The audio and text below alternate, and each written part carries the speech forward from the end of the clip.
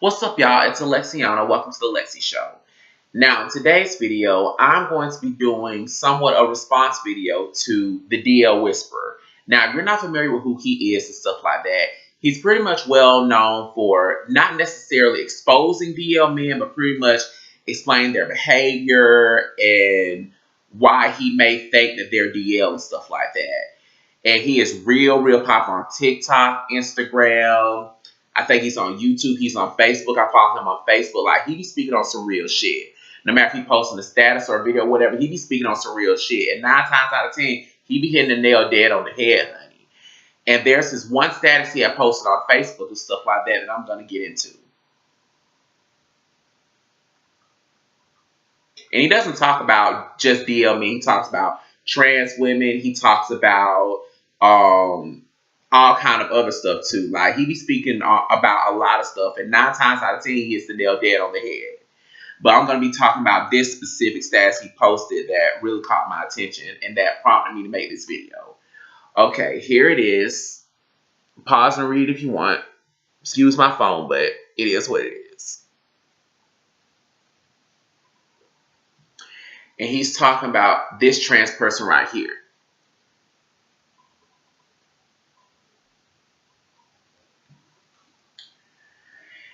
It says, this is another example of why fathers matter in the home. When boys grow up without strong male guidance, identity confusion doesn't just happen emotionally, it shows up socially and culturally. What we're seeing now are grown men attempting to imitate womanhood, not understanding that womanhood isn't something you can manufacture with filters, makeup, or surgery.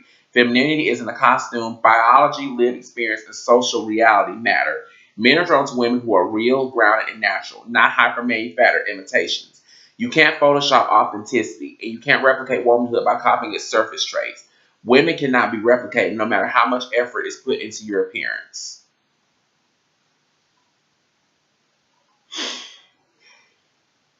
Now, I'm not going to lie. Buddy hit the nail dead on the head when he said that. He's right.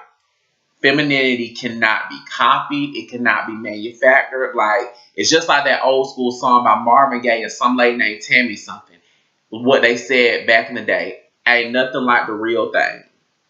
Like, real women cannot be replaced. Like, it doesn't matter. And with me, I'm well aware, even though I don't identify as transgender, I'm just pretty much just a flamboyant film boy and stuff like that. That's just like with me. I'm well aware that it don't matter how much makeup I put on, how many wigs I put on and whatnot, I'll never be a woman. And I'm content with that. I never said I wanted to be a woman. I never wanted to be a woman or anything like that. This right here is just a form of expression for me. This is just how I choose to express myself. Same thing with a pretty much flamboyant lesbian lady that wants to be a stud and stuff like that, to dress like a boy. Like, she don't think she a man. She don't want to be a man. That's just pretty much just how she chooses to express herself. And he's right about that. Like, femininity, it can't be copied. It can't be duplicated and stuff like that. Like, real women cannot be replaced. Like, they can't. And he hit the nail dead on the head when he said that. But I want to respond to this fact right here when he said, you know, the lack of a father figure and whatnot. Hold on.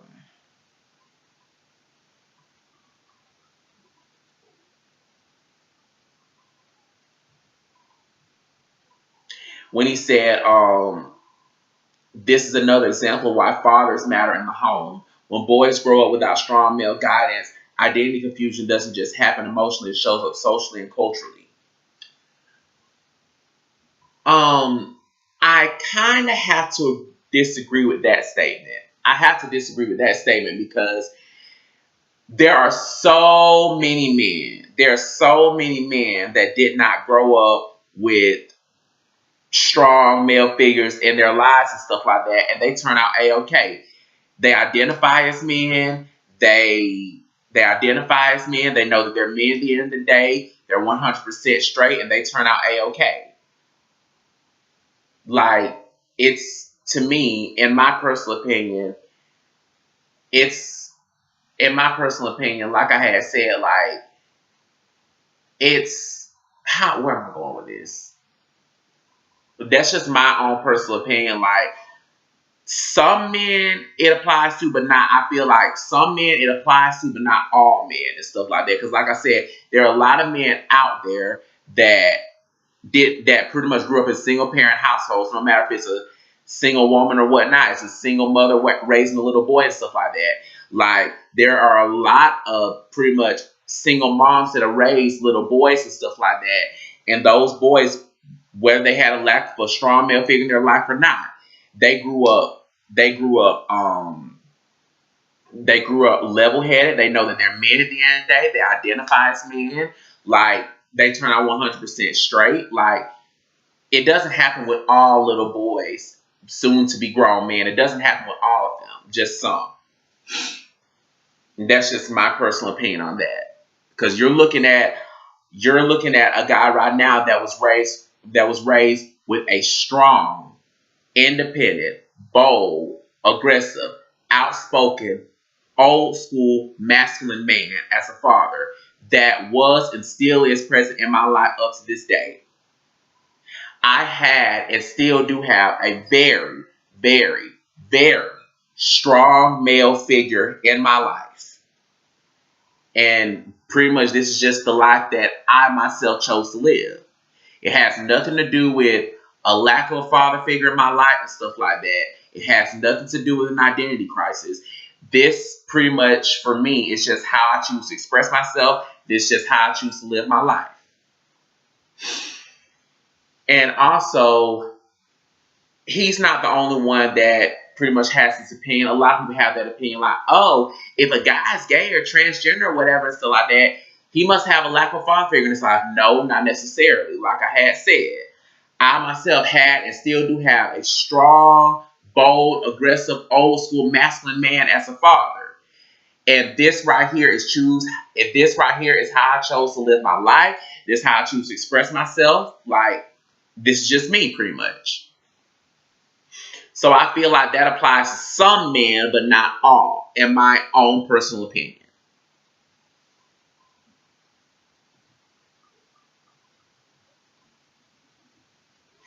And he's right when he said women cannot be replicated, no matter how much effort is put into your appearance. He's right. Like, let's be real here. Trans women are women, but not real women. That's just the truth of the matter.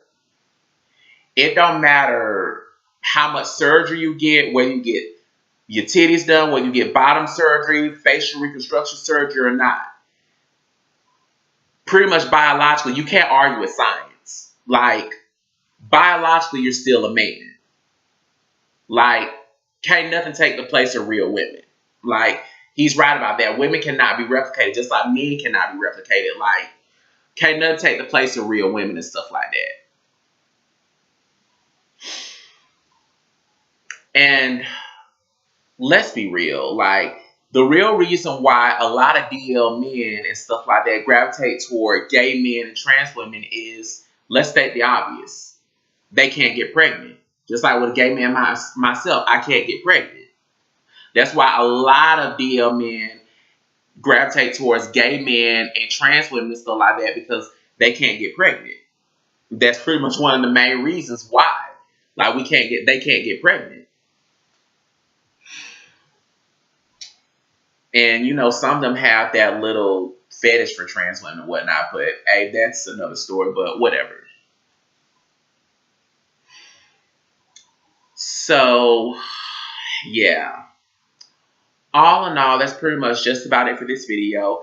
Mr. DL Whisperer, whatever your real name is and stuff like that, like, I hope I didn't ruffle your feathers and stuff. Please don't come for me. These are just my own personal opinions. Like, that's just pretty much something that pretty much sparked my interest, and I just pretty much just wanted to pretty much do a video on that.